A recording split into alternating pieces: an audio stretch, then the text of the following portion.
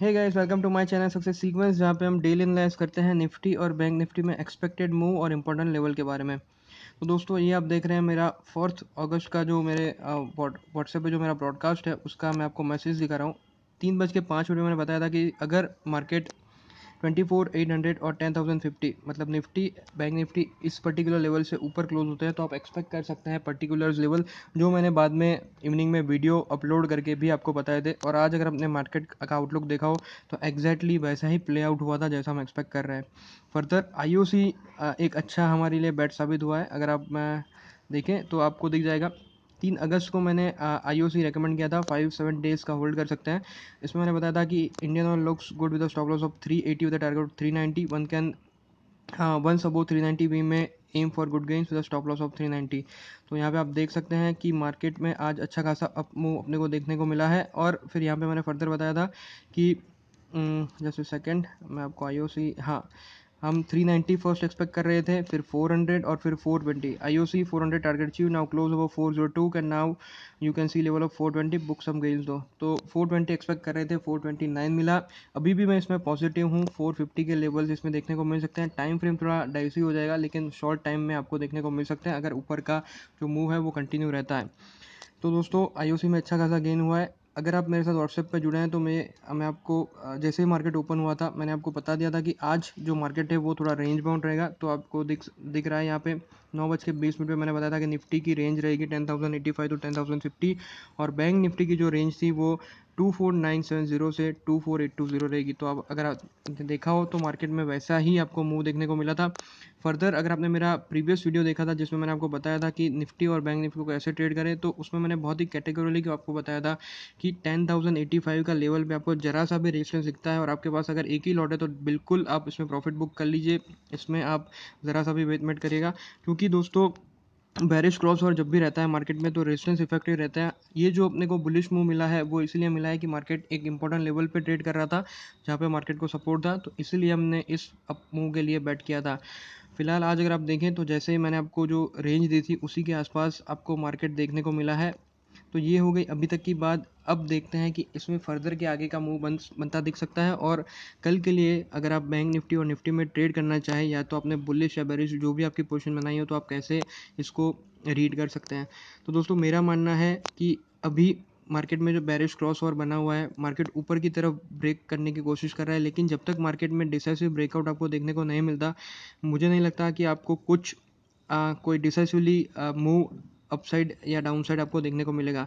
तो अगर आपको कोई भी मूव चाहिए तो मार्केट को एक बार 10,085 और 10,050-55 के लेवल के जो रेंज है उससे बाहर निकलना पड़ेगा। तो कल का मेरा मानना है कि मार्केट एक रेंज में ही बनता, अभी के हिसाब से बनता दिख रहा है। तो जब तक वो रेंज ब्रेकआउट नहीं होती आपको इसमें फर्दर मूव देखने को नहीं मिल सकते हैं। चूँकि बेरिश क्रॉस ओवर बनाया है और उसमें बिल्कुल वीकनेस भी नहीं दिख रही है, तो आप एक्सपेक्ट कर सकते हैं कि 8 डेज़ की एक्सप्रेशन मूविंग एवरेज भी कल चैलेंज होगी। अगर यहाँ पे आपको रिजेक्शन देखने को मिलता है नीचे की तरफ प्राइसेस में और मार्केट फाइनली 8 डेज़ की सिंपल मूविंग एवरेज को भी ऊपर की तरफ क्रॉस करता है, तो आप डेफिनेटली एक अप मूव एक्सपेक्ट कर सकते हैं। टारगेट बना के चलिए आप 10,075 तक का। लेकिन मेरा मानना है दोस्तों, कल मोस्टली मार्केट ये जो वाइट लाइन और रेड लाइन आपको दिख रही है उसी के बीच में ट्रेड करता आपको दिख जाना चाहिए। अनलेस मार्केट नीचे की तरफ ट्रेड करता है तो आपको डेफिनेटली वॉच आउट करना पड़ेगा 10,030 का लेवल। अगर ये ब्रेक होता है तो फर्दर आपको 10,000 तक के लेवल मार्केट में देखने को मिल सकते हैं।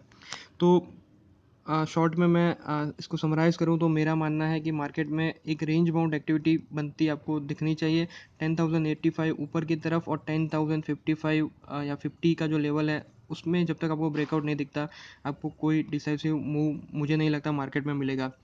बात कर लेते हैं ऑप्शन एक्टिविटी रेंज की। 9,700 से 10,200 की ऑप्शन एक्टिविटी रेंज बनी दिख रही है। ऊपर की तरफ 200 पॉइंट्स, नीचे की तरफ 300 पॉइंट्स। अब देखते हैं कि ये जो 200 और 300 पॉइंट्स है वो क्या सजेस्ट कर रहे हैं। दोस्तों, क्लियर कट दिख रहा है कि ऊपर के लेवल पे मार्केट में कॉल राइटिंग कॉल प्लेयर्स कर रहे हैं। अगर आपको याद हो तो मैंने आपको बताया था कि निफ्टी में 10,200 वापस देखना थोड़ा मुश्किल है। और मैं आज भी ये चीज़ रिएटेड करना चाहता हूँ कि जब तक 10,080 का लेवल ब्रेकआउट नहीं होता आपको 10,200 के लेवल इतनी जल्दी देखने को नहीं मिलेंगे।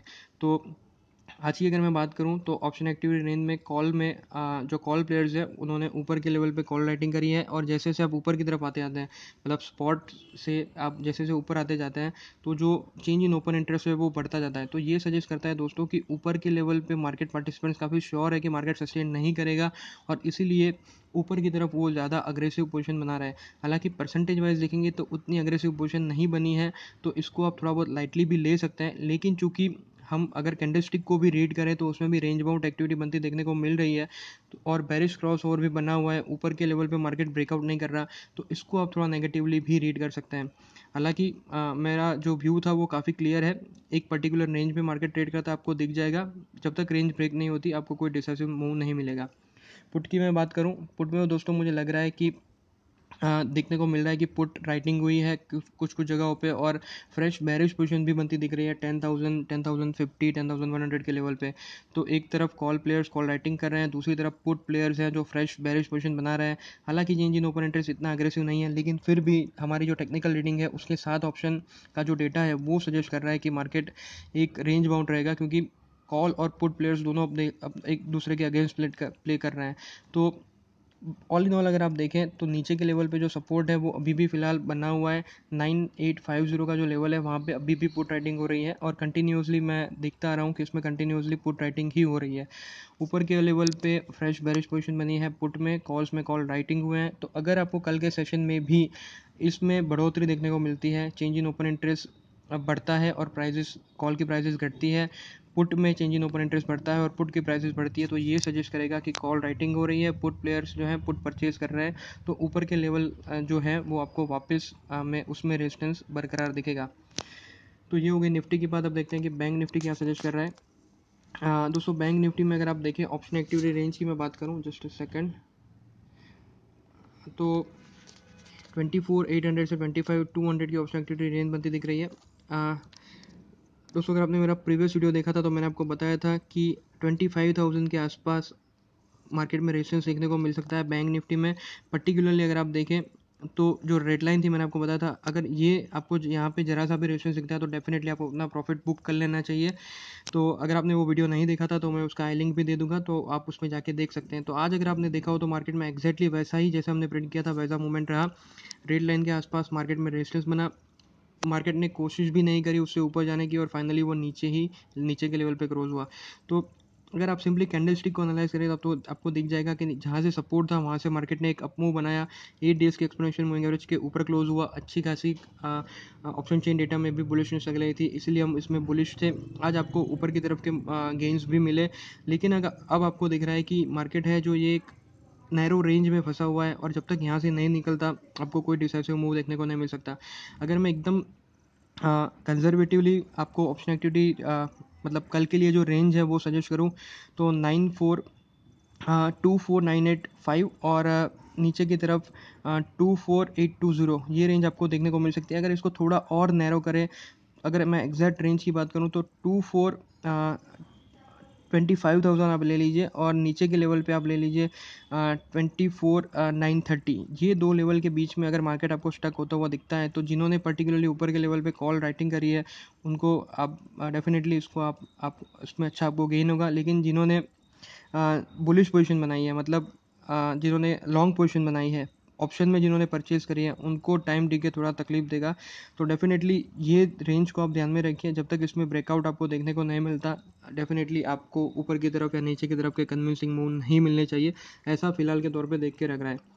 अगर ऑप्शन एक्टिविटी रेंज की बात करें 24,800 नीचे की तरफ, 25,200 ऊपर की तरफ, 300 पॉइंट्स अप, 100 पॉइंट्स डाउन। अब अगर आप देखें तो दिख जाएगा कि अगर आप देखें तो थ्रू आउट जो सेशन था उसमें अगर आप देखें तो जब ये मार्केट ऊपर की तरफ गया था फ्रेश बुलिश पोजीशन कंटिन्यूसली बनती आपको दिख रही थी, लेकिन जैसे ही मार्केट उस अपना जो रेजिस्टेंस लेवल था उसके पास गया, कॉल राइटिंग चालू हो गई, और फाइनली जो मार्केट एंड हुआ है वो भी कॉल राइटिंग में ही हुआ है। यहाँ पे भी मुझे देखने को मिल रहा है कि जैसे जैसे हम स्पॉट से ऊपर की तरफ आते जाते हैं, मतलब 25,200 तक जैसे जैसे आते जाते हैं, कॉल राइटिंग है जो चेंज इन ओपन इंटरेस्ट है वो बढ़ता जा रहा है। तो ये भी सजेस्ट कर रहा है कि मार्केट में ऊपर की तरफ अभी भी मार्केट पार्टिसिपेंट थोड़ा कॉशियस रुख लेके चल रहे हैं। तो आपको 25,200 इतना ईजिली यहाँ पे भी देखने को नहीं मिलेगा।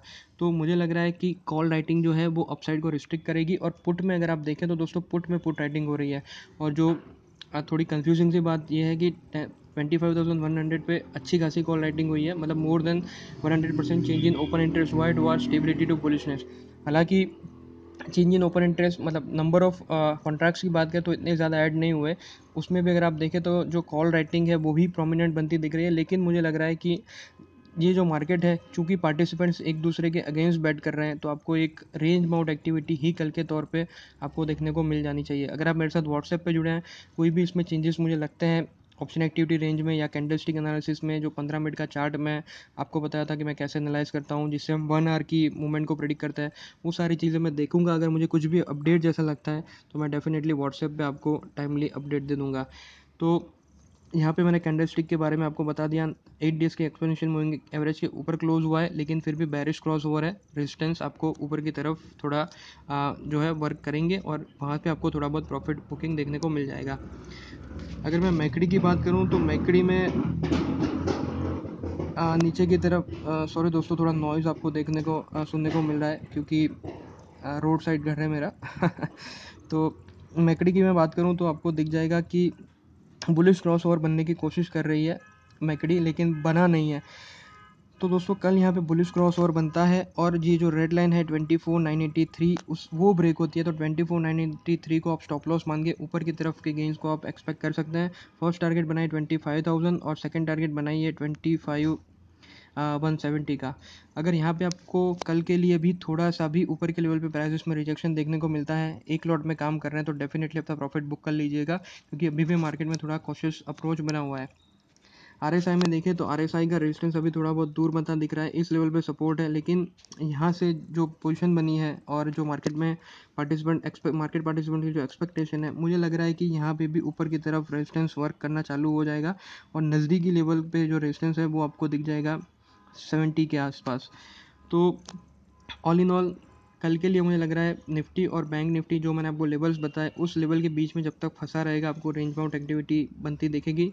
अनलेस से लेवल ब्रेक होते हैं तभी आपको इसमें कन्विंसिंग मूव मिलेगा, और उस लेवल ब्रेक होते हैं तो उसी को स्टॉप लॉस मान के ऊपर या नीचे की तरफ आप टारगेट बना के चल सकते हैं। अगर सपोर्ट ब्रेक होता है तो आप सपोर्ट को स्टॉप लॉस बनाइए, और अगर रेजिस्टेंस ब्रेक होता है तो आप रेजिस्टेंस को स्टॉप लॉस मान के ऊपर की तरफ के गेन के लिए एम कर सकते हैं।